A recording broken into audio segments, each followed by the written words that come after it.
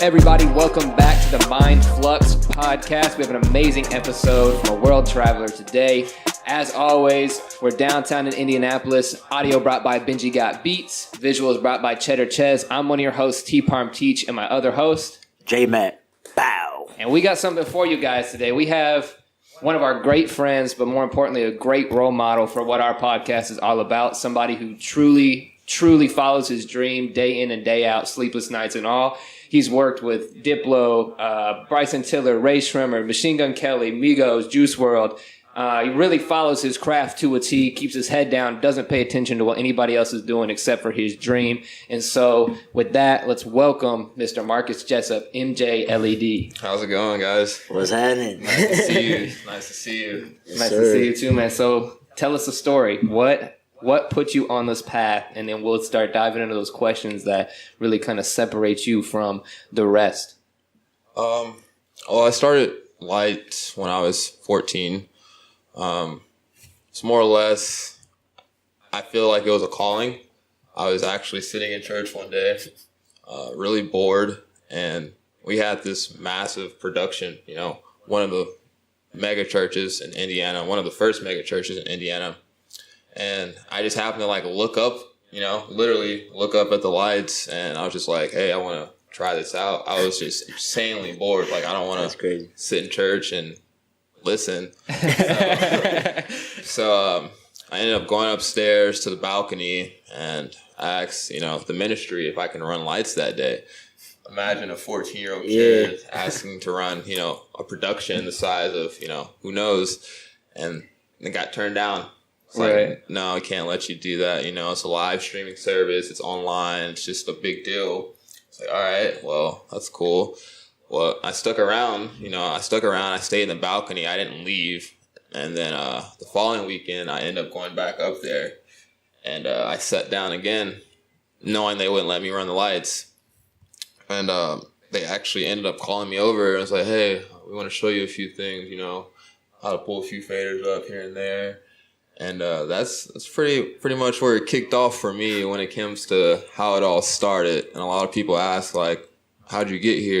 It started in church. And from there, it's a lot going on between that and school and sports. I was really known for sports in high school. And not many people knew I was doing lighting, let alone, in church or going to church every weekend. Mm-hmm. And I would also have an intern during the summer that never talked about. This is all happening behind the scenes while I'm being known, for baseball and track. And I had an intern with a company named Real Life Media with Dave Weil. He brought me in under his wing and just showed me the way of everything production related when it comes to recording, making a video, running lights. I would have this summer camp and I would have to film everything that was happening, on the site that day. I would have 10 to 15 to 20 different churches and camps coming in. They're doing all these events, and then I would have to make a video by the end of the night to show them during the service. So it's just consistent, along with doing a light show. Right. Just consistent work. And I would go back to school and act like nothing ever happened, back to my sports grind. And then that happened all throughout high school, and then college happened. And I went to Indiana State for a year. Yep. Ran track, supposed to run track for a year, got redshirted.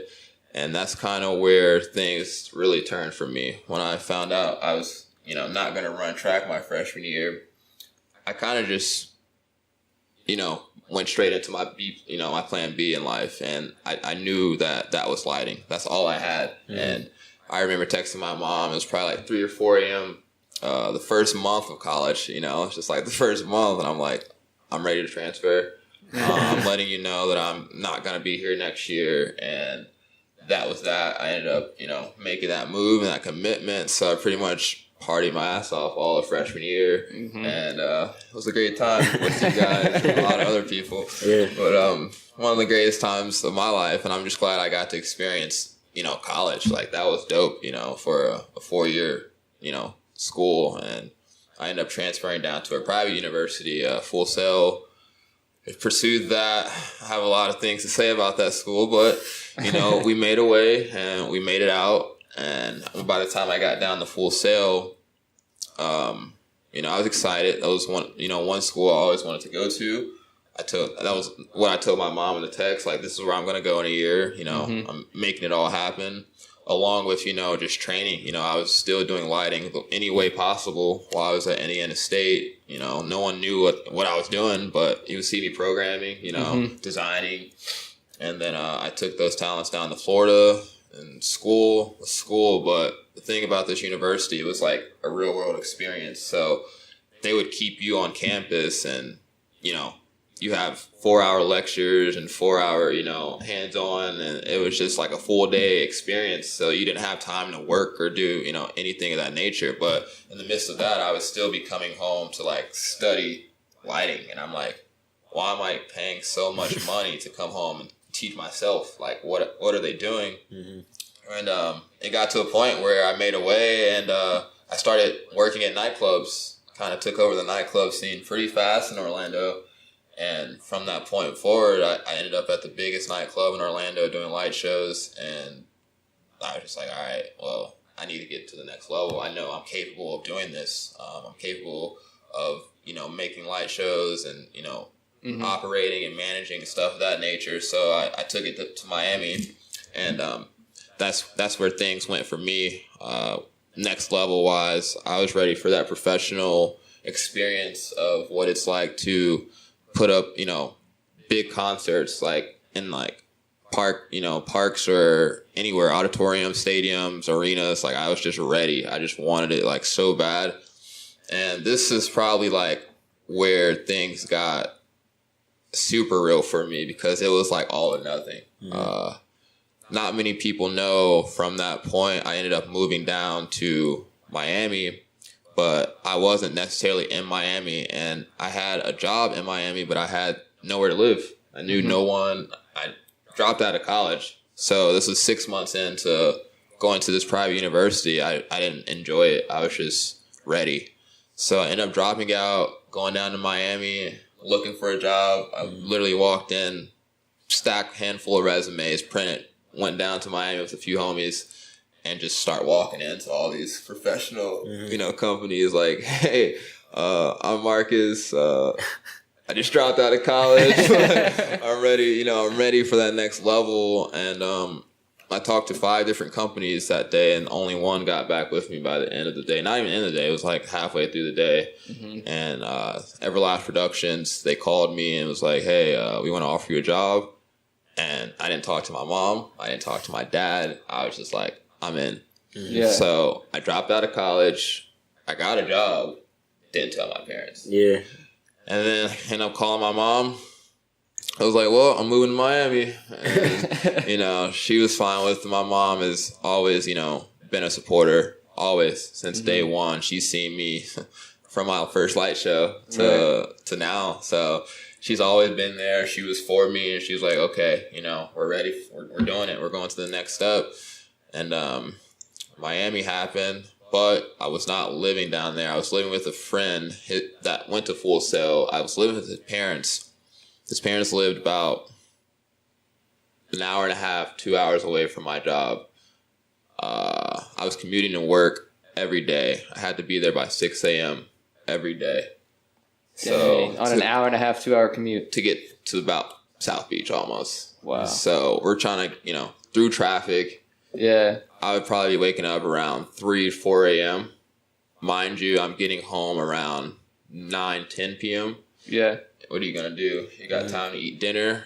You got time to shower, stare at your phone maybe, do something like that, and sleep. Yeah. Movies, there's no working out. There's like, you got X amount of time before. So I would try to get to bed by like midnight. Yeah. It gives me 3 to 4 hours of sleep, back up at it, back to work. And I was known for that. Like, they knew me for that at the company. Like, they knew I was about my grind because that's all I had. It was like I said, all or nothing. And if my friend, currently my roommate today, my boy Mike, if he didn't allow me, or his parents didn't allow me to stay with him, I was going to live in my mom's car. That was like next level for me. Like, you were that committed to what you wanted to do. You were ready to live in the car. Yeah. Like, I had a job and I had to be there by a certain day. So whatever you needed to do to get there. That was that. And people were like, nah, you wouldn't. I was like, nah, that was my only option. Right. Like, I knew no one down there. So that happened for about 6 or so months. And, finally found a place down there with a few other roommates. And I made it happen for about 6 to 7 months and just doing like corporate work and stuff of that nature. And then I got noticed at a show. It's called Art Basel. It's an event held every year in South Beach. And I was just doing a gig there. And I got noticed. And I got a call to come out on tour probably like 2 or 3 months, after 2 or 3 months after I got, after I got into Everlast. I'm sorry, 6 months after I got into Everlast, I got this call to go on tour. And I was just like, I'm ready. Like, I was scared because I had to quit this professional job that was paying well. I had my dream car. I was driving my dream car, doing my thing in Miami. And I was like, all right, well, I'm going to have to quit this job to go on tour. I don't know. Like, that's a big risk. That's a big risk. Because it's like, if it doesn't work out, that's your ass, like, you're done. So it's like, all right. I had talked to a lot of people, and I made it happen. A lot of mentors were there, supporting me at that time on what I needed to do. And it's like, you came this far, why not? It's what you want to do, and it's definitely what I wanted to do. So I took the job. Wasted Potential hired me to come on board and basically take their company to the next level. We're talking... I'm like 19, 20 at this point. And it's like, we've been, looking for a guy like you. And I had to move to LA at that point because I was traveling back and forth between LA and Miami probably like once or twice a month just to go to, rehearsals because that's where all the rehearsal spaces are. And that's where most artists like to have rehearsals. So it was like always in LA programming lights or doing something of that nature. And it's like, dude, you got to move out here. Like, you got to get out here. So that was another level, just like, all right. You just kept getting pushed, but you kept like following the path of the dream. Just kept getting pushed. But there was many obstacles along the way. And, I was just crushing through them. There was tons of obstacles. And just like, all right, let's get it. Next one. Like, it got to a point where I enjoyed obstacles. Like, obstacles were fun to get through because once you get through them, it's like, I did it. What's next? Right. And then once they come back around, it's like, I already been through this. I know how to get around this easy. Right. It's just like, that's just how life works. It's just boom, boom, boom, boom. You just ask yourself why and why it happened. And once you know the why, it's like, all right, next. Right. So after getting out to LA, I went touring crazy. I toured like the whole year. I toured the whole year my first year because that's how bad I wanted it. It was just like, oh, I got a tour for you. All right, let's go. I didn't care who the artist was. I didn't care the size of the tour. My first tour, I didn't even know the artist, to be honest. I was just like, all right, let's do it. And, one of my homies today, like, he was a great artist, Will Singe. Like, he's a cool dude and still one of the best tours I've ever been on in my career. My very first tour, along with going on tour with Bryson Tiller that year, Rae Sremmurd, and finishing my year off with Laney, going on a world tour with them. At the end of the year, it was a long year of travel. It's just to say, like, I was ready for it, but it was like, wow, I never thought I'd be traveling this much my first year of touring. And then from that point, I feel like definitely made a way and made a name for myself with Wasted Potential. And it got to a point of just growing the company. I was just hiring people on to do lights and go on tour at that point. And a lot of people that work there now are a lot of my friends from college or just people I've met, at a show somewhere that I just kept in touch with because networking is key. And outside of that, I did that for about a year, a full year. And it got to a point where I just kind of felt like I was getting stagnant. Yeah. And I wasn't slowing down, but throughout that month or throughout that year going into the second year, there was a lot of obstacles, as in like oh, you're going to go on tour and then the tour not happen and stuff of that nature. So you have work planned. Right. You have dates planned out like 3 to 4 months out of the year, and then it just all gets wiped away. Yeah. So I've been at some very low points when it comes to the mental game. Because the mental game is like, it's a very important thing by far out of everything I've been through.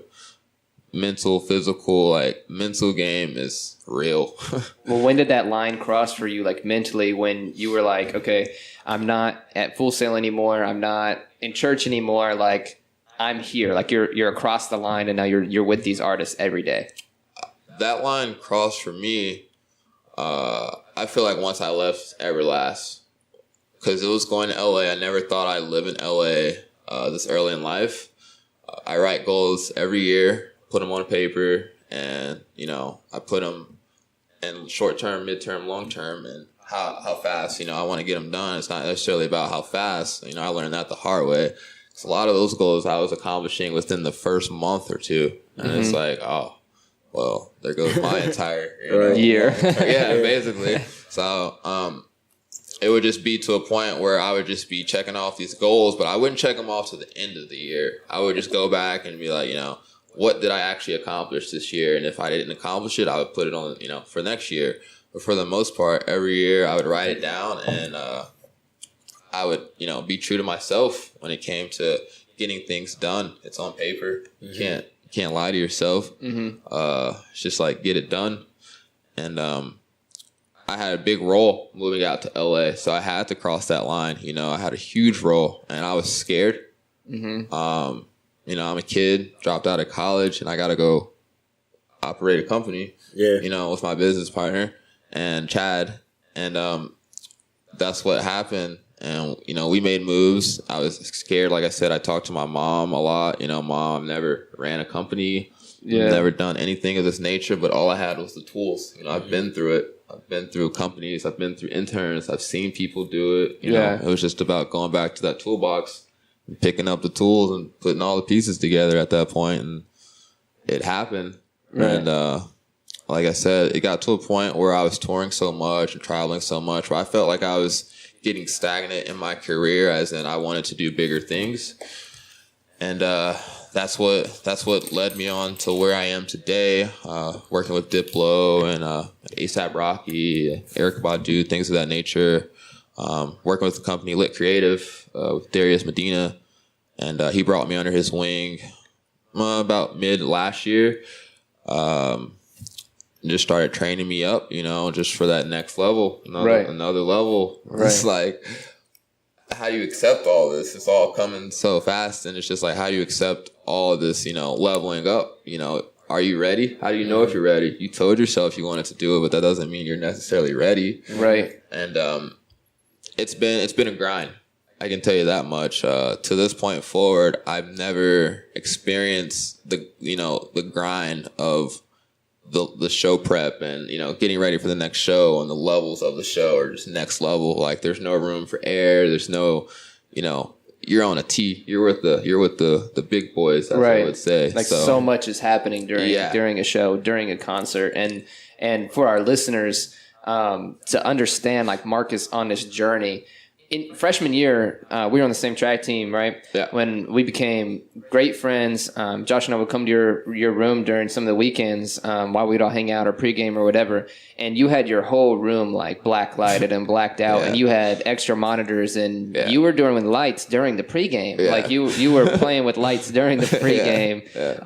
And then when we would get done and everybody would go out and party, or we'd get back from the party, you'd be on Snapchat doing lights at 5, 6 in the morning, all the way up until sunrise. And so that's something I want to put in perspective for some people, is that, like, you had that click, like, in your mind, and you just kept doing that one thing. Like, you kept leveling up because you just kept relentlessly pursuing it, even though you didn't know where you wanted, or you didn't exactly know what was going to happen. Like, how are you going to level up from going to pursue it at another school to then, okay, this isn't working out, how can I get it in the club? Okay, this isn't working out, how can I get on tour? Okay, how I got to...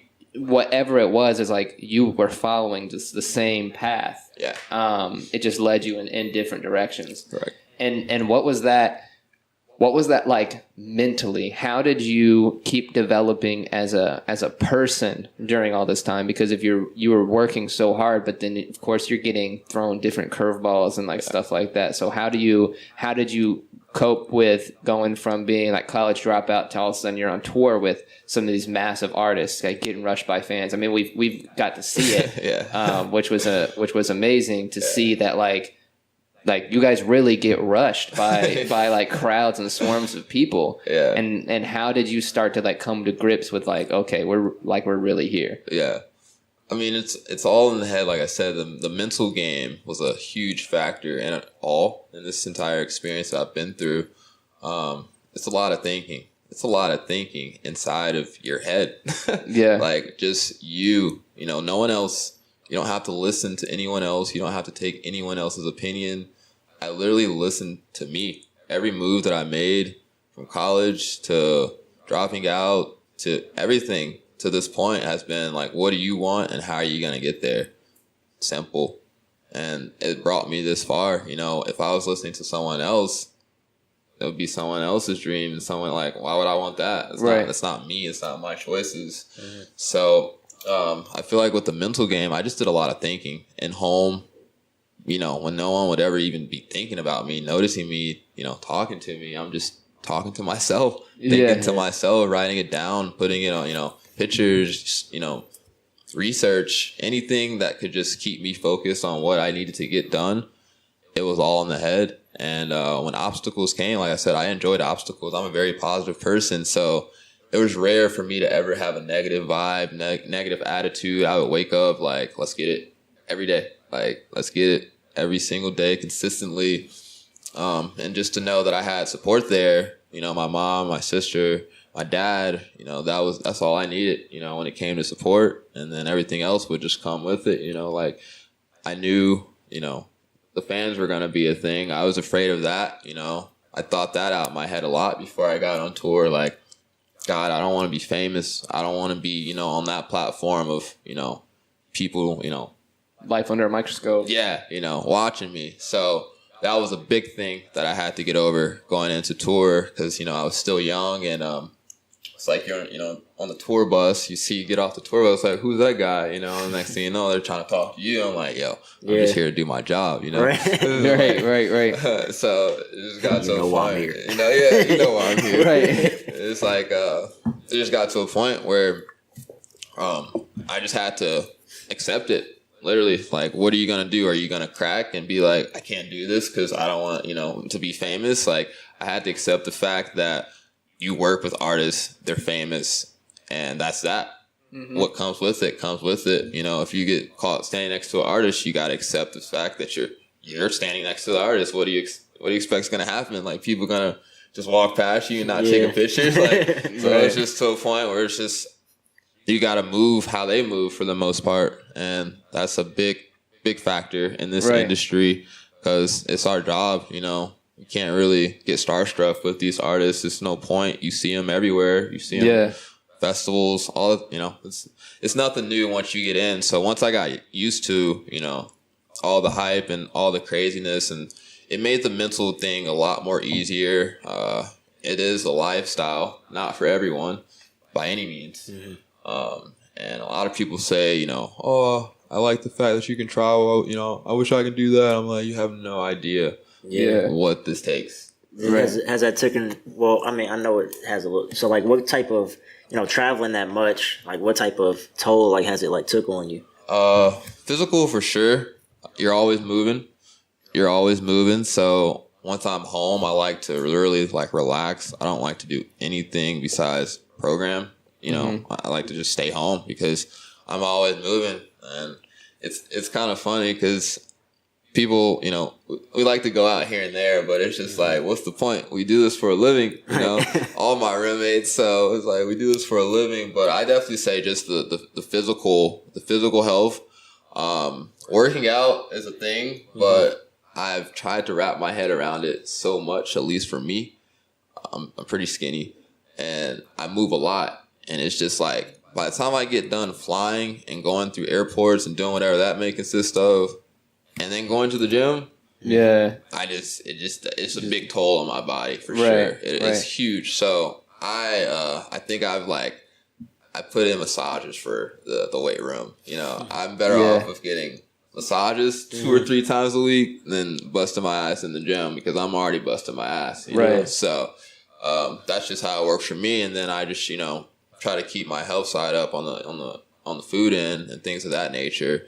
And that's just where it goes mentally. Like, you know, just taking care of yourself. It takes a toll on your body when it comes to moving. Mentally, I feel like it does take a toll on your body because you're always thinking, you're always moving, especially when you're, you know, you guys been to the airport. How does it feel to pack your bags and go back home? Like, you feel like you always forget something or you forgot you know, to bring something. And it's like, oh, do I bring this?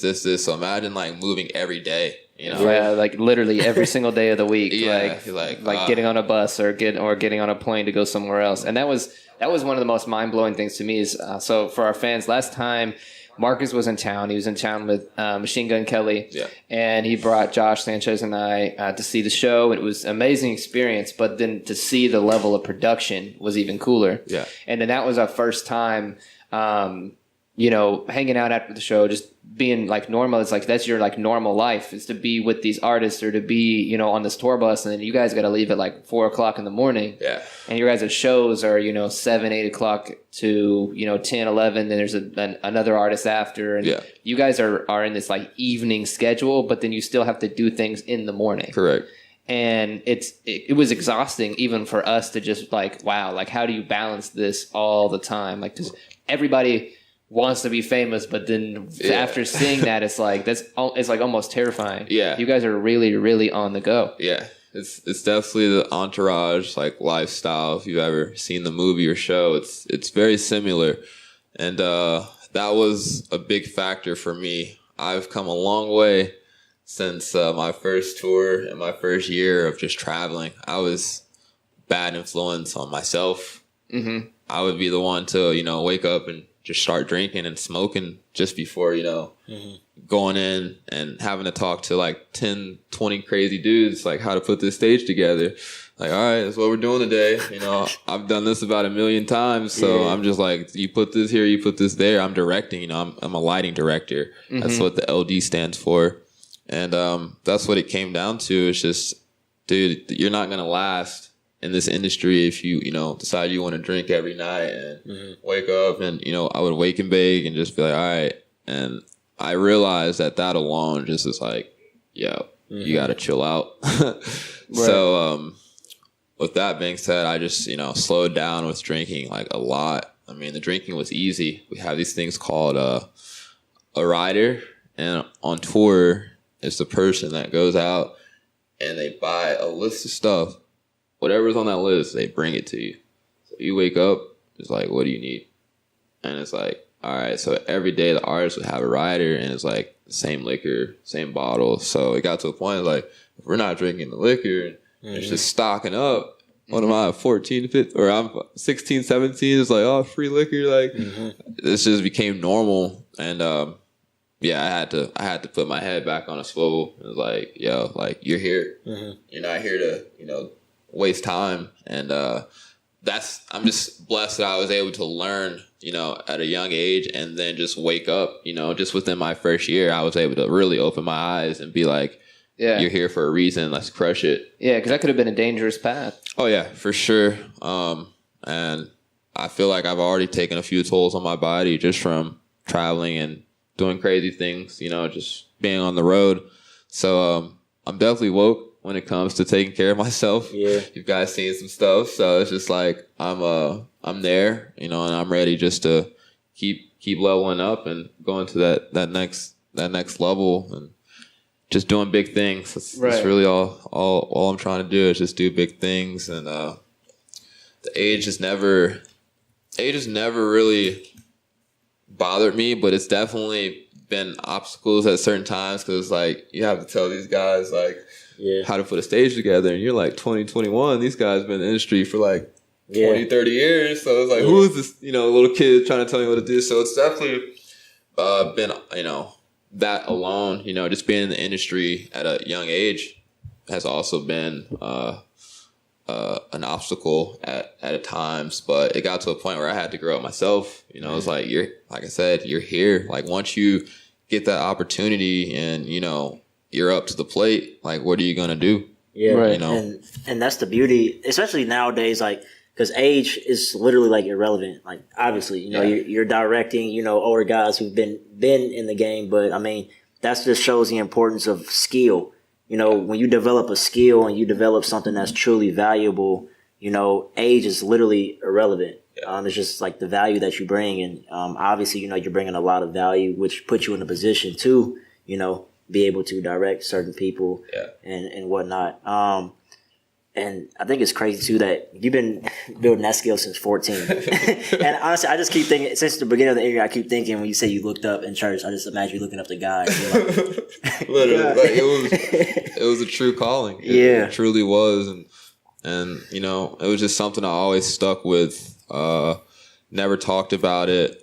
No one ever knew what I was capable of. So it's like, if no one ever knew, how are they going to stop you? Yep. And nobody knew until they did know, and then they still didn't know. Does that make sense? So it's like, for example, like us coming to pregame, and then you got these programs up, and we're like, what is this? Like, I mean, it's lights, like it's really cool, but like, what is it? Because it's such a niche, specific thing. And so for any of our listeners who haven't understood it yet, so basically, when anybody goes to a concert, which almost everybody's been to, there's like a little there's a booth in the front of the stage, and there's guys behind there with a bunch of panels and things that are lit up, running the show, literally.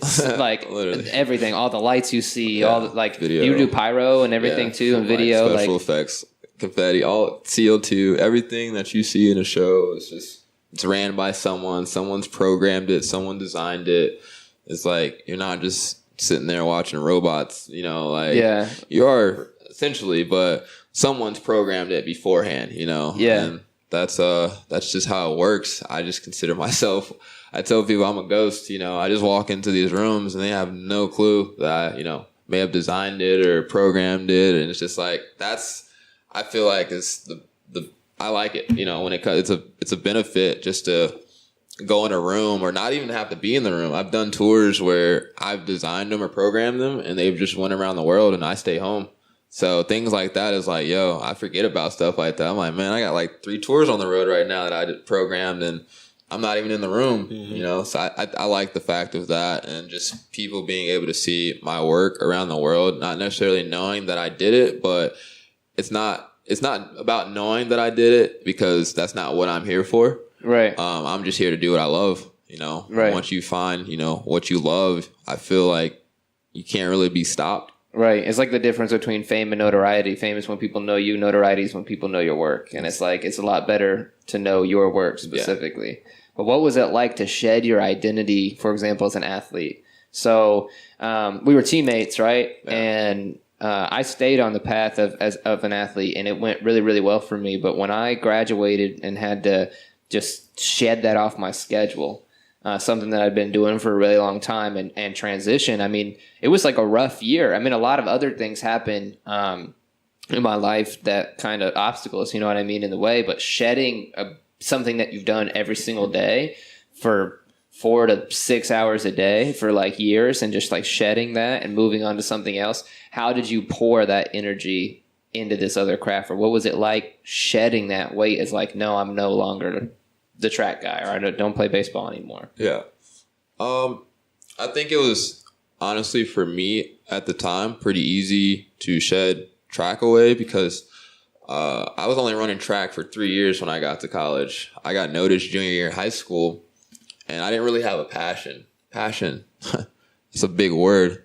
We can talk about that. We should talk about that. Passion, for sure. I didn't have a passion for track, and it was very easy for me to drop track. I'm done. Baseball, I was a 2-sport athlete, you guys know, and it wasn't necessarily hard to drop baseball, but baseball was my love. So it was like, I love playing baseball, but by the time I was trying to balance both during the same season, and I was running more track, baseball kind of already shedded itself away. So it just worked out perfectly for you. Yeah, and then once I got, like I said, once the red shirt, stuff happened, it was easy to be like, all right, I'm out. Like 3 years, what's that? I already got rid of 14 years of baseball. Like I already dropped that, so it wasn't easy to shed track out, and that's what once I got it out, it was just like full on, like I can put all my effort and time towards one thing for the rest of my life. Yep. That's awesome. And that's what happened, and it's just been a grind. Like the 10,000 hours are real. Like that's a real thing. Like once you get the 10,000 hours in, you'll see yourself going places you never imagined. Do I know if I'm there yet? No, but I put in the work, lots of hours and, sleepless nights and just thinking about it and just being passionate about it and dedicated to my craft and just, trying to be the best me that I can be. Right. And pursuing that dream's taking you to Dubai. Well, you've been to Japan too, right? Or China. Like what are some of the countries you've been to that you were just like shook? Dubai was one for sure. Dublin is one of my favorite places. Iceland is unreal. I love Iceland. Europe is cool. Japan. It's a lot of places. Australia is a crazy place. Australia is something else, bro. That's some experience or something. Yeah. Everybody should go to Australia at one point in time, for sure. Australia is a cool place, but it's a lot of places out there. It's a very small world. I just wish, I can, show a lot of people, especially my family. It is a small world out there. And, even though that I'm going to all these places, I still feel like there's so many more places to go. There's so many more places to see. And it just all comes with the job. I don't sit here and, think about, I want to go here one day. I could end up in, who knows, where tomorrow, next week, it's just all, it's all part of the job. Yeah, mysterious, anonymous. It's just like, all right, you're going here. All right, sweet. Yeah. I'm there. If it's for work, I'm in. Yeah, it's literally the only time I leave my house is if it's for work. It's the only time I ever have to leave my house because it's a crazy world out here. Right. Yeah. So for you, because I'm reading, I've read it multiple times. It's called U Squared. This book called U Squared. It talks about quantum leaps, and I think that you're a great example of someone who took a quantum leap, like because it happens so, like most people think it takes years for, most people probably think it would take years to get in the position that you're in right now, but literally like through not just doing stuff in unconventional ways, like doing things, you didn't follow the path, you dropped out, you went to that production school, like dropped out of there, went to Miami, waking up at 3:00. That's not normal. Yeah. But you see where it got you. So how important is it to, for one, following what you want to do and not really knowing how to do it, but just like making that decision. And also, just doing things in an unconventional way, like just going with the flow until you figure it out. Yeah. I feel like, the first question is just like going with the flow. Is just, once you have a plan, I feel like, a set plan, something that you can stick to and do every single day. I feel like that's the hardest part, If you don't have that plan and that mindset of I'm going to do this, this has to happen by the end of the day. And if it doesn't, it's not a complete day. And that's where the all-nighters came into. Like I had the program every day. Yeah. And by the time I got done with school and whatever I was doing, by the end of the night, all right, you haven't programmed yet. Open up your laptop. And it just got to a point. Here goes another night. Here goes another night. Literally. It got to that. And that's where it got hard, at least when it came to waking up at 3 a.m. because I had to, funnel that out of my life. Like, I couldn't program all night anymore. It's like, I'm used to doing this every day. Like, how are you going to, adapt? That's another one. Adapt is another one. How are you going to adapt to the situation and the environment of, I can't program every day, so now I got to put that effort somewhere else. And, that's where it came to going actually into the warehouse and going into work and putting that time towards, setting up lights or programming on an actual console. It was the next level. I just made a way out of no way. I found a way. There was no excuses. a lot of key words: passion, excuse, and adapt. Like there was no excuses anymore when I got to Miami. I feel like, I was a little bit BS when I went to, Full Sail, but when I got to Miami and I was like, this is all you, bro. Like, if you fuck this up. Right. You got your friends luckily letting you live. Otherwise, you're going to end up in a car. Yeah. You're riding on this like one job. Yeah. And if you lose that because you're not doing it, then it's like you're out. Like you said, you're on your ass. Like you don't know where you're going to end up. And so it's like your back is almost against the wall, but at the same time, the only thing you're facing is your dream. You don't have any other distractions. You don't have any other pieces. That feeling right there is something that part of this podcast, the goal of this podcast is to get people almost to those moments, to change their mind, to change their ideas about things, to travel, to experience enough to where their brain, no matter where they're at, they could be in this room or sitting at Starbucks, they feel like their back's against the wall in a way, and the only thing in front of them is their dream. Yeah. Like that's why you live such a good example for our followers and the people who listen to us, because it's like at the end of the day, you have other options, right? Like at the end of the day, everything's going to work out, whether it's entrepreneurship or it's what you do, or it's Sanchez doing cameras or Benji doing audio. There's always another option, right? Yeah. But the ability to put on the blinders and not see them, like there is no other job. No other job exists. Literally. There is no other way. There is no other city. It's like whatever's right in front of me. Literally. The ability to put that in front of you takes a mental strength that is so hard to get to, and that exponential growth Josh is talking about, I think, is what took you there, because it's like, okay, you have this job or you have this other option kind of back against the wall. They're both the same thing. I got to leave the job. Yeah. And then you're on tour. Hey, I'm working. This tour got canceled. Another tour comes up. Okay, I'm on tour. It doesn't, it's like, as whatever is going to push you on this path forward, you accept it because it's doing that one thing. Yeah. And how does it feel on a daily basis to have that one thing when you wake up and you know that you are going to be just ecstatic doing what you do? It's a blessing. It's not even, I don't even think like the feeling aspect of it is very exciting, but it's unreal. Like I put so much thought into this plan, and it happened, it all happened. Manifesting itself almost. Yeah, literally it all happened. And even till this point forward, it's still happening as we speak. Like I said, like I'm working side by side with Darius Medina, and he's literally one of the biggest LDs, lighting guys in the world. And people manifested him into my life. Mm-hmm. It got to a point where people were talking to me at shows like, hey, you know this guy named Darius? And now we're working together. And I'm like, that's my biggest mentor. And it's just like, yo, like, how does that happen? Like, it's manifesting, the mindset, it's all within you. Mm-hmm. At the end of the day, it's all you. So when it came to excuses and, making reasons for stuff happening and, it's not everything's supposed to happen the way it happens. Mm-hmm. May it be good or bad. Everything, it's supposed to happen the way it happens. You just got to figure out why it happened that way. Mm-hmm. And then you just move forward from that. There's really nothing to it.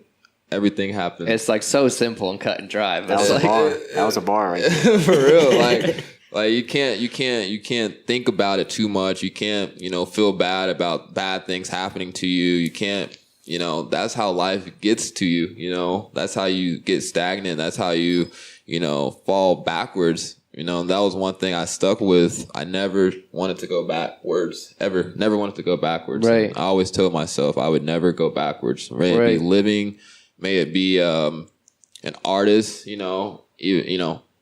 I never wanted to go backwards with anything in life, because it's like, yo, you've already done this. You've already experienced this. You've already learned from this. Why are you going back to do it again? Right. And that's like to put yourself in the mentality that your back is against the wall, like to where even when you move forward, it's like you shut those doors behind you. So literally. Like if a tour gets canceled, you're not like, okay, let me go call back my old job.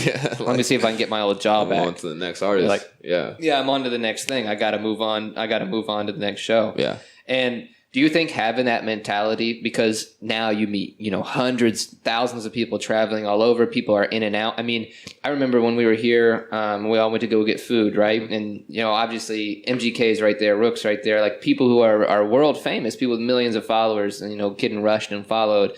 And people coming up to us and asking, like, so what, are you like groupies? Are you like groupies? Like coming up to me and Josh, like people coming up to me and Josh asking for pictures. Like, and we're like, we're here with our friend who works here. But I mean, that's a totally different lifestyle, and it was like mind blowing for us. We're like, holy! I remember that. I looked at that girl like, what? But when that happens, like, do you? I guess the question is, the situations like that, do you have haters because you followed your dream? Like, do you have people who try to like kind of like piss on your dream or say that you're lucky or say that, just something was handed out to you? Yeah. A lot of people give me that you're lucky mentality or I'm jealous. And I just don't really accept it. I never accept it. It just goes in one ear and out the other, because it's like you have no idea what I went through to get here and how much thought I put into it to get here. So it's like, you're lucky. I'm like, no, I've been doing this since I'm 14. Like, you just don't know it. It's almost 10 years, Mm-hmm. And it's like, jealous. It's like, what are you jealous for? You made your decisions. I made my decisions. These are all my decisions and choices. So why would you be jealous? You could have, made a few changes. If you wanted to travel for a living, start traveling. Yeah, find a way. Like, don't be jealous of my life. Like, I chose to do this. Everything that comes with it comes with it. I'm here for lighting at the end of the day. This is my passion. It's my dream. And that's what I'm here for. I didn't sit back and say, I want to travel for a living. I never said that. I never said it.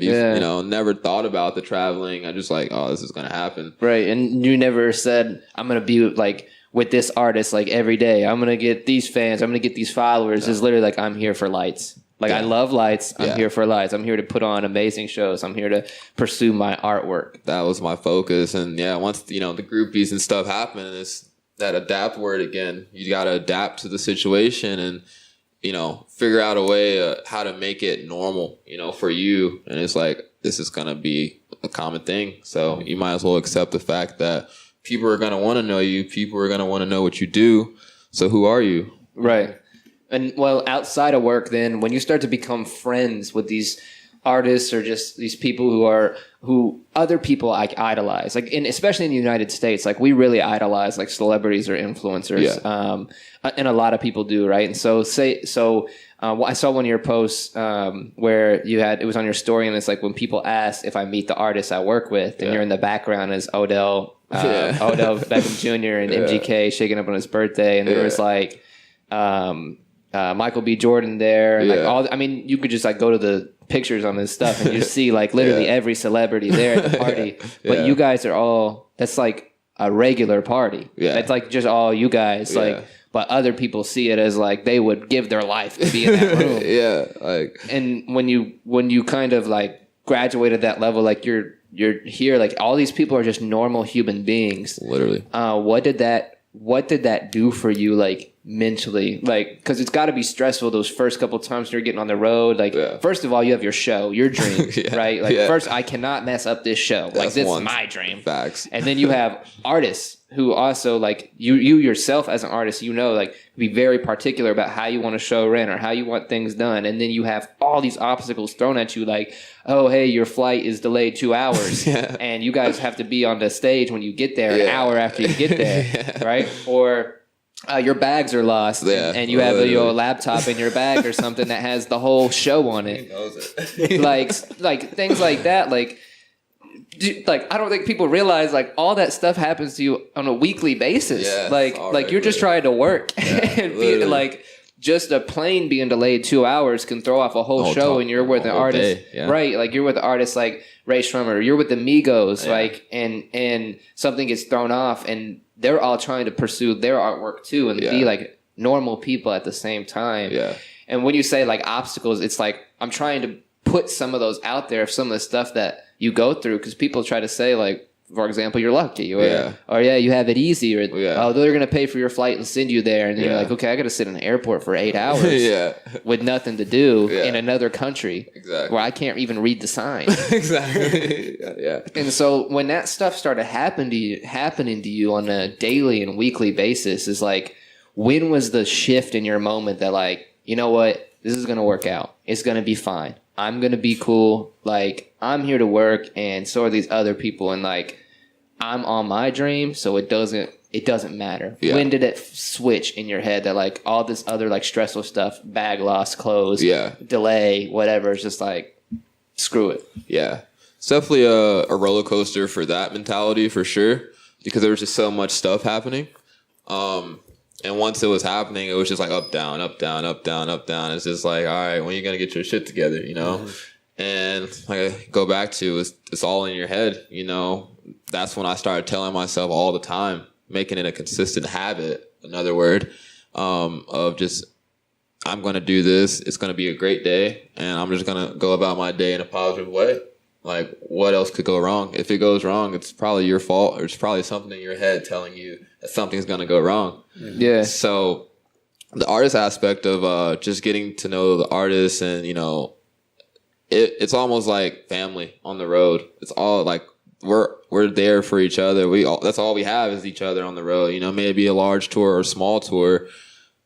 No one knows like what it takes to wake up, you know, at 4 a.m. every day, get on the flight, go travel to 2 different states, and then, you know, go fly somewhere else to get to your hotel to get, you know, to the next show the next day. Like, traveling alone is just, you know, unreal mentally, like you said, from losing things or feeling like you forgot something. And it's just all about like taking care of each other out there, for sure. And that's how it becomes personal. Like, artists are normal humans, and that's just where it's frustrating to see, you know, fans where they're just bashing artists on social media. Is like, these are normal people. Like, these are human beings. Yeah. Like, there's artists, literally, I know artists that, you know, I'm not going to say it, that don't even like being on stage. It's just like, because they became famous, and, you know, they had to accept the fact that they were famous. And it's like, oh, this is what I do now. This is what I'm known for.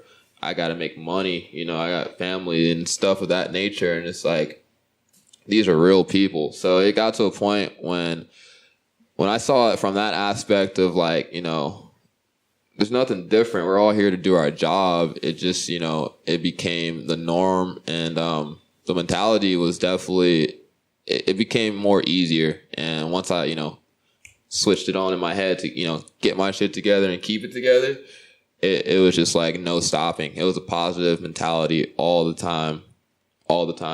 Yeah. Like, all the time. Oh. So it brought me this far, and I just feel like it's all within yourself. Like, at the end of the day, it's all within yourself, and nobody can stop you but yourself. And there was no one really that could piss on my dream, because no one knew my dream. Mm-hmm. No one knew where I wanted to go. No one knew where I wanted to be. And I feel like that's been a huge factor for me. You know, I was just always on my own plan, worried about myself, not anyone else. And it's brought me this far, and it's only taken me higher. You know? There's always another level. There's always another step. There's always another piece. Like, life just keeps going. It doesn't stop for anybody. No one. And you just got to get it. And there's not much time on this earth at all. It blows my mind. You know, that was another thing that I wrapped my head around. Like, people, you know, that was one thing they would always throw at me. Like, oh, you're young. You got time. I hate that. Mm-hmm. There's no time. Like, no. I hated hearing that. I'm like, no, I don't have time. Like, I got to do this now. And that's definitely one thing that pushed me, especially after dropping out. Like, I wanted to show my parents, this is what I'm capable of. This is what I'm going to do, you know, because your parents get old, you know, your grandparents get old. What does it mean if you have your dream, everything you've been working for, and your loved ones can't see you do it, you know? Right. Things of that nature. So that was always one thing that pushed me. I was like, I got to get it. Right. So, and to have your mom see you do that MGK show, which was huge. Unreal. What did that do for you? I mean, for us, I mean, I love concerts. Like, this is like a thing. So it's like makes it even cooler that like one of my closest friends gets to do crap like this all the time. This is amazing. Yeah. And so when we're back there in the show, I'm just like really enjoying it, watching you work. I'm like, man, this is great. And your mom hugged me because you were working, and she was so happy. She was in tears. Like, it dang near makes me cry right now thinking about it, because it was such a beautiful thing, like, to see she got to watch you do your dream, man. Yeah. Like, that is so amazing. And that's what we want for people on our show. Yeah. Like, we care about this so much. Like, we want people's mentality, like, to push for everything that they want, like, so bad, and to be there behind the stage and see, like, your mom in that moment. What did that do for you, like, mentally? It was definitely a surreal, like, it was something I thought about a lot. Like, I always had it in my head, like, my dream isn't going to come true until I have my family, you know, standing behind me on that scale of a concert. Like, that was an arena show. And what made that moment so big, literally a year before that day, not that exact day, but a full year, my mom was at my first professional concert, and she was seeing me do my thing for the first time on the road, and it was in Orlando. And I kid you not, the club was probably like no bigger than like this room. It wasn't big at all. Like, they undersold tickets that day, so they had to downsize the venue, and we could only use like one light. It was like, all right, Mom, this is what I dropped out of school for. Right. And I was like, this isn't it. This isn't not big enough. This wasn't it. And from that point forward, I was like, you gotta go, bro. Like, right. you like, the next time next time my mom watches me, it's gonna be boom, 10x. It's gonna be massive. And here we are in an arena. Yeah. With a full blown concert. Yeah. Like, she had no clue, and that's what made it great, because she saw me at that concert, and that's what she was expecting, but she had no clue, like, this is where I want you to, you know, to see. This is what I want you to be, you know, see me do, you know, on this scale, because she's seen me from literally like 10 people crowds just from like church camp when I was younger, like from that point to now. And it just, like I said, it just didn't feel right. Like, this wasn't it. And that was, my mom and sister's first concert, and I had to get it. So a year later, here we are, stadiums. And she was just emotional. You know, I was emotional. Like, it was just unreal, because I was like, it actually happened. I thought about that too. Like, I thought about that a lot, and it happened. So it's just like, all right, like, what's next? Right. So hopefully see me and my mom in stadiums next. That's what's really next. We're going to stadium tours and doing bigger and better things. So it's always another level to get it. Right. For sure. Damn. Awesome. But man, this is an amazing episode. So usually what we do is we ask our guests, you know, if you could leave anything with our listeners right now, in terms of, you know, whatever your biggest lessons of what you went through, because a lot of our people who are listening, you know, they're people who want to change. They want to go after their dream. Sometimes they just may be stuck.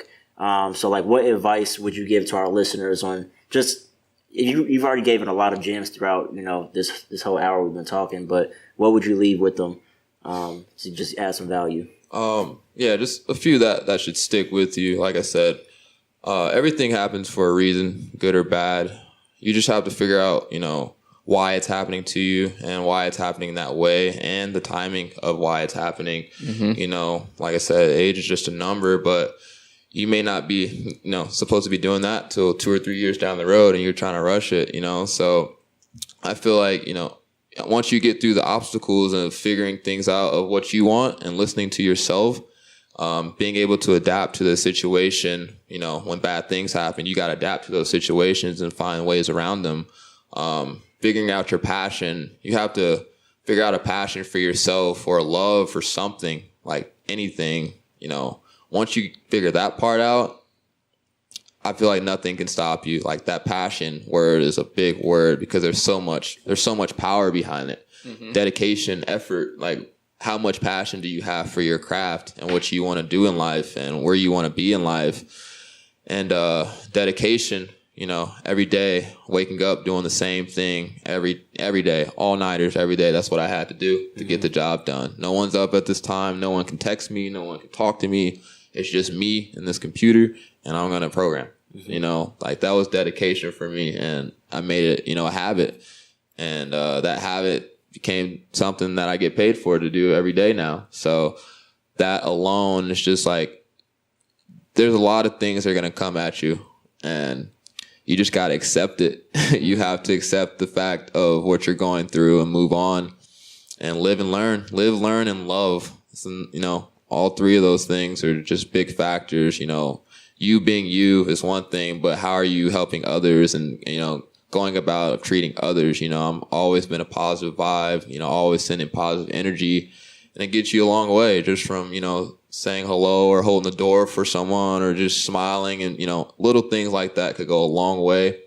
And you just never know. You just never know. But as long as you keep yourself together and go about what you want, you can't be stopped. And that's that. Man, I love it. Passion, consistency, habit.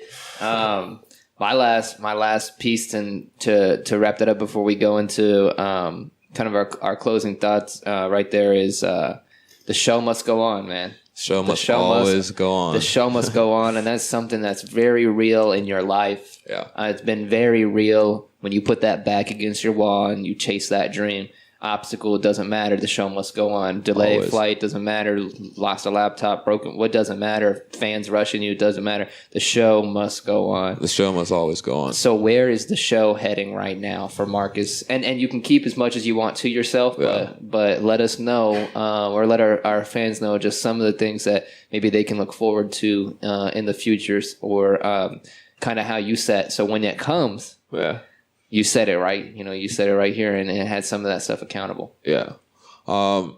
What's next for me really is just I feel like more artists, a lot more festivals. I'll be overseas for about 2 months after I leave here, so a lot of traveling. The traveling doesn't really slow down as much as you would think it would. It only speeds up.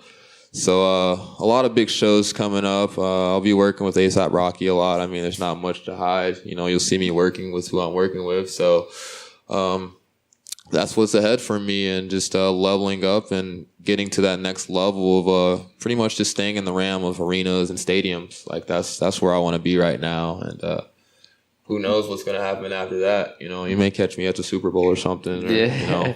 Big crowds. Yeah, big crowds, big looks only, you know. Big looks only. Man, that's amazing. So thank you so much for like providing that value, and like honestly, thank you for being a role model, you know, for other people and people who listen to this podcast, and staying so consistent with your dream, staying so not even one track minded, but so like one passion, you know, like one focus, because you are a walking, living proof of what we are trying to, you know, accomplish or bring about through other people. And I can't thank you enough for taking the time to be on the episode today. Thank you guys for having me. I really appreciate it. We've been through it, and you guys both know you're one of the first I ever talked to you about this dream. You know, one of the first to ever see it, and to see us all here right now is a true blessing. Like I'm not surprised. We talked about this life, and now we're getting it. Right. So. Imagine leveling up. Yeah. Wow, guys. So thank you guys for listening through, you know, that Marcus's story, Marcus's dream, you know, everything as well. And I hope that it left you with, you know, some of those golden nuggets, the same ones that it left us with. Because I'm sitting here while Marcus is talking, just like confirming the path that we're on too. Because it's just, it's an amazing feeling. And I hope that everybody else that's listening is having that too. As always, guys, you can follow us at MindFluxed on everything, MindFluxed. Audio's brought by Benji Got Beats at Benji Got Beats. Cheddar_Chez_ brings our visuals. I'm at TParmTeach on everything. Our other host. Yeah, you can find me on IG, im.jmat. And where can they find you, Marcus? IG, MJ_LED. MJ LED. Man, love it. So we'll see you guys next week. Thanks for tuning in. Peace. See you.